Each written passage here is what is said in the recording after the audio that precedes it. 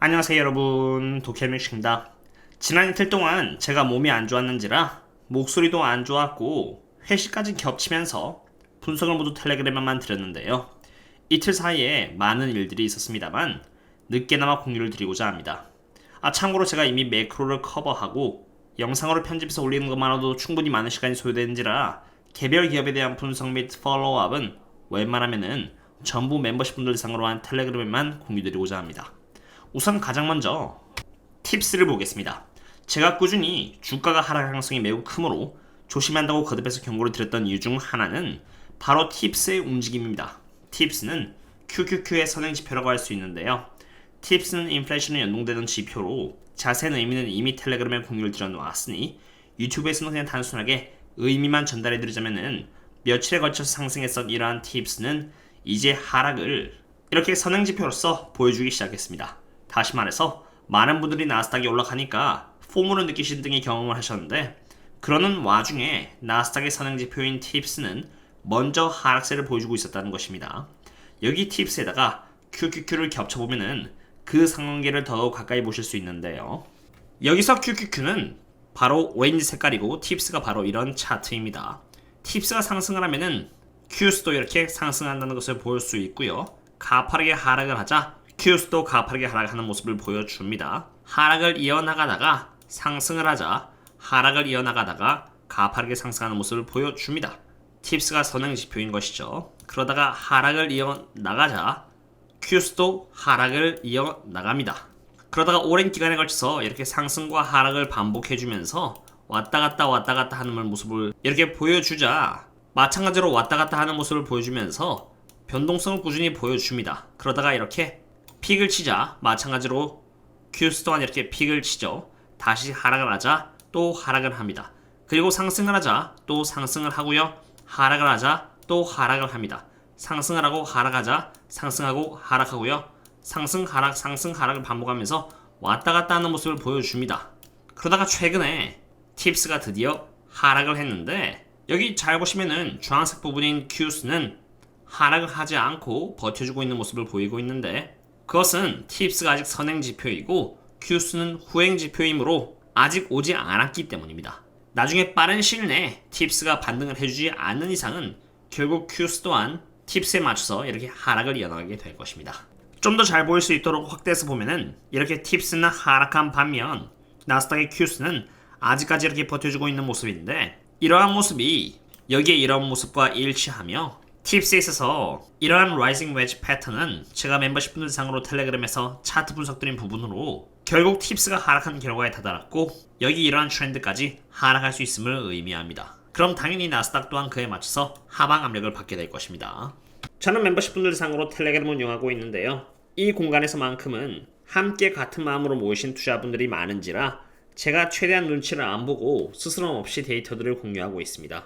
매크로 관련된 데이터인 ISM 서비스 인덱스나 장단기체 스프레드에 대한 해석 및 다양한 선행지표를 이용해 앞으로의 전망들을 바라보고 토론함은 물론 차트에 있어서 라이징 웨지 패턴 등의 차트 분석, 그리고 헤지펀드나 기관들에게 공유되고 있는 내부자 데이터 등 지금까지 약 1092여 개의 데이터 등에 대해서 반복적으로 업데이트를 하고 토론하면서 매크로를 추적하고 각 개별 기업에 대한 분석을 통해서 기관 관점에서도 세심하게 바라보면서 함께 투자를 하면서 투자를 해나가고 있는데요.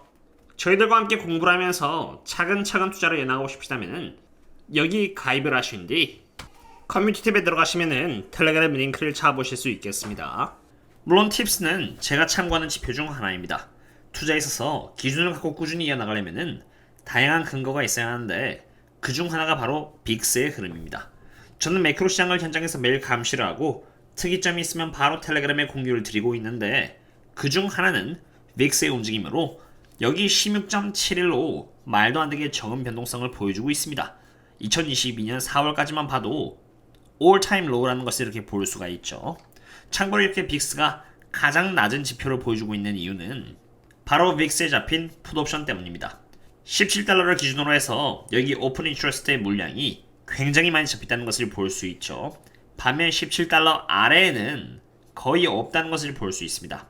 이러한 오픈 인트러스트에 있어서 대다수의 물량이 빅스로 하여금 17달러 이상 올라오지 못하게끔 압력을 가하고 있는 상태로 빅스의 실제 수치가 17달러 이하로 내려가야만 풋 세력들이 수익을 얻을 수 있게 됩니다. 빅스는 S&P 500의 변동성을 체크하는 지수로 빅스가 낮으면 S&P 500이나 나스닥이 상승할 수가 있는데 바로 그러한 이유에서 주식들이 꾸준히 상승을 이어나갈 수 있었던 것입니다. 그러나 시작이 있으면 끝이 있듯이 빅스의 옵션 만기일은 바로 오늘입니다. 물론 빅스의 옵션 만기일이 오늘이라는 사실 또한 제가 미리 멤버십 분들께는 며칠 전에 인폼 드렸습니다. 빅스의 옵션 만기일이 오늘이라는 것은 빅스가 상승하지 못하도록 하방 압력을 주는 이러한 옵션 세력들의 포지션들이 리셋된다는 것을 의미합니다. 다시 말해서 압력이 없어진 만큼 상대적으로 빅스가 다시 상승할 수 있는 환경이 나왔다는 것을 의미합니다. 그리고 실제로 그런 흐름이 미리 포착되고 있는지 또한 VVIX를 통해서 알아보았습니다. 아마도 빅스는 들어보셨겠지만 VVIX는 웬만하면 아는 사람들이 거의 없을 것입니다. 저도 예전에 꽤나 언급을 드렸던 지표인데 빅스가 S&P 500의 변동성을 체크하는 지표라면 VVIX는 빅스의 변동성을 보여주는 지표로 빅스의 선행 지표 역할을 합니다. 그런데 VVIX에서 꽤나 가파른 상승이 이렇게 나왔다는 것은 머지않아 빅스 또한 선행 지표에 맞춰서 가파른 상승을 할 것임을 의미합니다. 그리고 여기 빅스를 VVIX로 나눈 지표는 0.1961로 굉장히 낮다는 것을 과거 2018년과 비교해보면 직관적으로 볼 수 있습니다. 0.1961이라는 수치는 2019년이나 QE가 시작되었던 2021년 지표와 맞먹는 수치입니다.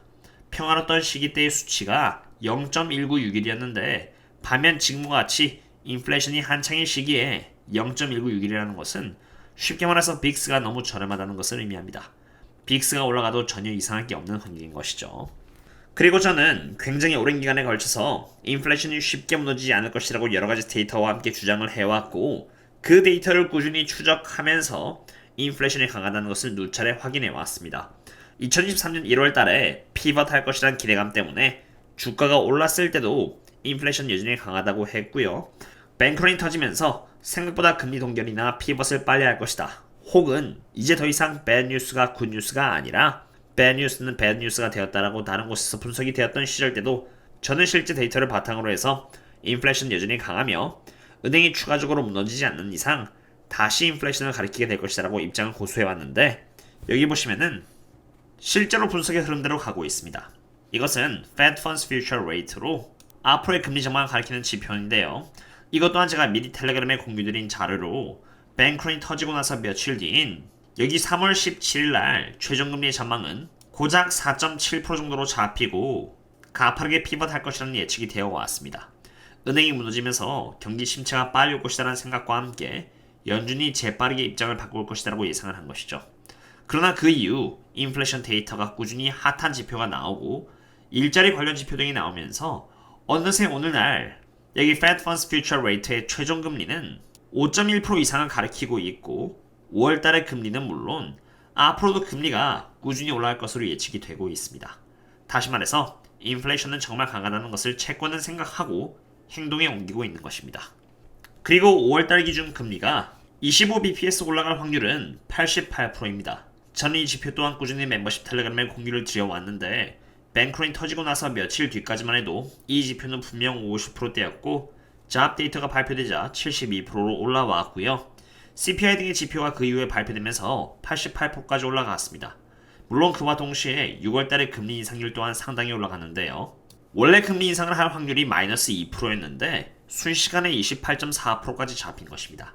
지금 S&P 500이나 나스닥의 주가가 상승을 해온 이유는 여전히 주가는 연준이 금리를 조만간 동결하고 올해 안에 피벗할 것이라는 기대감 때문에 상승한 것입니다. 참고로 이건 엘리엇 웨이브를 S&P 500에 잡은 것인데 이게 무슨 의미인지는 아는 사람만 알겠죠. 그리고 제가 예전 영상에 9월달에 피벗할 확률이 100%를 넘었는지라 9월달에 이 데이터에 의하면 피벗할 것이라고도 말을 했는데 역시나 인플레이션이 강한 흐름을 꾸준히 보여주자 순식간에 마이너스 48%까지 내려갔습니다. 많은 분들이 헤드라인 CPI가 5.0%까지 떨어지면서 인플레이션이 줄어들고 있다고 생각하지만 정말 줄어들고 있었다면 금리 인상률은 이렇게 시간이 지남에 따라서 올라가지 않았을 것입니다. 오히려 떨어졌겠죠. 콜 CPI가 꾸준히 끈질기게 버텨주고 있고 그 외의 실업률 등의 지표가 너무 강한지라 금리 인상률은 이렇게 계속 높아지고 있습니다.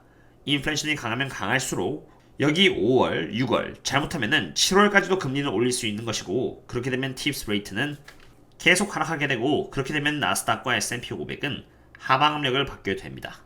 끝내기에 앞서서 마지막으로 테슬라에 대한 분석을 간단하게 남기고 가겠습니다. 워낙 테슬라에 대해서 분석하신 분들이 많으신 만큼 저는 차트 관련해서 분석을 드리겠는데요. 이것도 제가 미리 멤버십 분들께 공유드린 정보로, 테슬라의 경우는 애널리스트들이 0.89달러의 어닝 퍼시어를 예측하고 있는데, 이것은 1.37달러 대비해서 29.1% 다운된 부분이고요. 매출액은 23.5빌리언 달러로 25% 정도 상승할 것으로 예측이 되고 있습니다. 그런데 정말 중요한 부분은 바로 그로스 마진입니다. 22.97% 정도가 예측이 되고 있는데 29.1%보다 더 낮아진 수치입니다. 이렇게 낮아진 이유는 최근에 테슬라가 자동차 가격 인하를 하면서 그로스 마진이 줄어들 것으로 예측을 하고 있는데, 실제로 이게 얼마나 지켜지는지 참고해야 하는 부분이 되겠습니다.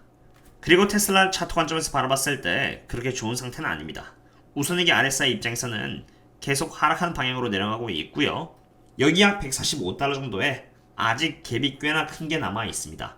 이게 채워져야 하는데, 어닝 리포트가 어떻게 나오냐에 따라서 이 갭이 채워지냐 마냐가 결정이 되겠습니다.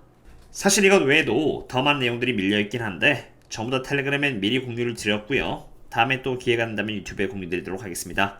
오늘의 분석은 여기까지고요. 그럼 다음에 또 다른 분석 찾도록 하겠습니다. 그럼 다음에 또 만나요. See you later.